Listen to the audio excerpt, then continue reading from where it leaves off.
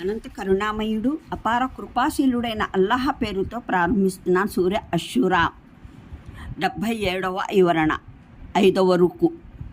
ఇది అల్లాహ్ ప్రభు సత్తా పరమసత్తా అవడం పట్ల ప్రస్ఫుటమైన నిరూపణ.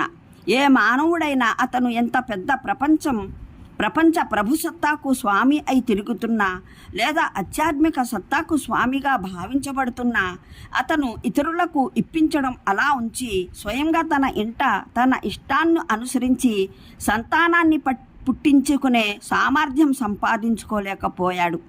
దైవం ఎవరికైతే వంధ్యత్వానికి గురి చేశాడో అతను ఏ మందు, ఏ చికిత్స, ఏ తాయెత్తు, ఏ తంత్రం ద్వారానూ సంతానవంతుడు కాలేకపోయాడు. ఎవరికైతే దైవం కేవలం కుమార్తెలనే ఇచ్చాడో వారు ఏ ఉపాయం ద్వారానూ ఒక కుమారుణ్ణి పొందలేకపోయారు. మరి ఎవరికైతే దైవం కుమారులను మాత్రమే ప్రసాదించాడో వారు ఒక్క కుమార్తె సైతం ఏ విధంగానూ పొందలేకపోయారు. ఈ వ్యవహారంలో ప్రతి ఒక్కరూ పూర్తిగా యువసులే. శిశు జననానికి ముందు తల్లి గర్భంలో పోషణ పొందుతున్నది మగ సంతానమా ఆడ సంతానమా అన్న విషయాన్ని ఎవరూ తెలుసుకోలేకపోయారు. ఇదంతా చూస్తూ ఉన్నప్పటికీ ఎవరైనా దేవుని దైవత్వంలో సర్వాధికారి అని విర్రవీగితే లేదా మరెవరినైనా ఆ అధికారాల్లో జోక్యం కలుగజేసుకోగలరని భావించినట్లయితే అది స్వయంగా అతని హస్వదృష్టియే.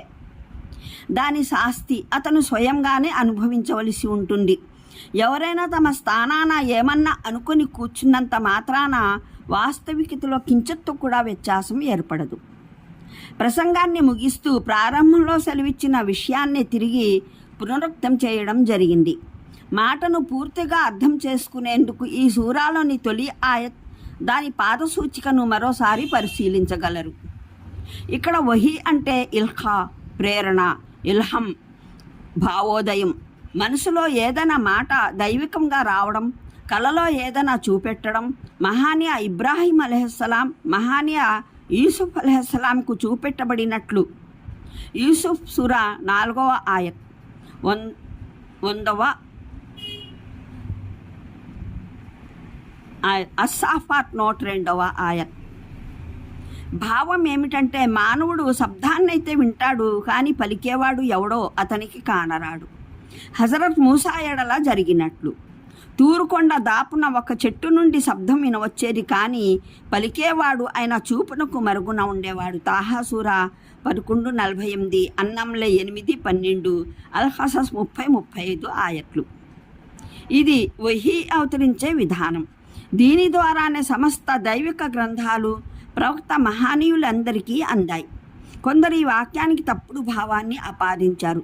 దాని ప్రకారం అల్లాహ్ ఒక ప్రవక్తను పంపుతాడు, ఆయన దేవుని ఆదేశానుసారం సామాన్య జనులకు దైవ సందేశాన్ని అందజేస్తాడు అని అర్థం చెప్పారు. కానీ ఖురాన్లోని పదాలు తరువాత అతను వహీ చేస్తాడు, ఆయన ఆదేశంతో ఆయన కోరిన దాన్ని వారి భావాన్వయంలోని తప్పును పూర్తిగా ప్రస్ఫుటపరుస్తాయి. సాధారణ మానవుల ఎదుట ప్రవక్తల ప్రచారాన్ని వహీ చేయడం అని ఖురాన్లోనూ ఎక్కడా అన్వయింపజేయలేదు. అటు అరబీ భాషలోనూ మానవుల మధ్య జరిగే మానవుల బహిరంగ సంభాషణను వహీ అన్న పదంతో అన్వయించే అవకాశమూ లేదు. నిఘంటువులో వహీ అంటేనే రహస్యంగా అతి శీఘ్రంగా జరిగే సంకేతం అని అర్థం. ప్రవక్తలు చేసే ప్రచారానికి వహీ అనే పదాన్ని వర్తింపజేసే వ్యక్తి కేవలం అరబీ భాషను ఏమాత్రం ఎరుగని వ్యక్తియే కాగలడు. ఒక మానవునితో ముఖాముఖిగా మాట్లాడేందుకు ఆయన అన్నింటికీ అతీతుడు. ఒక దాసునికి తన నిర్దేశనలను అందజేయడానికి ముఖాముఖిగా మాట్లాడటం తప్ప మరేదైనా ఉపాయాన్ని అన్వేషించడంలో ఆయన విఘ్నతలో ఏమాత్రం లోటు లేదు.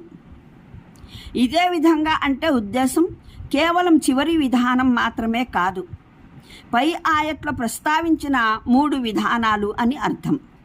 ఆత్మ అంటే భావం వహీ అన్నది, లేదా ఆ వహీ ద్వారా ప్రవక్త శ్రీ సల్లల్లాహు అలైహి వసల్లంకి అందజేసిన బోధన అన్నది.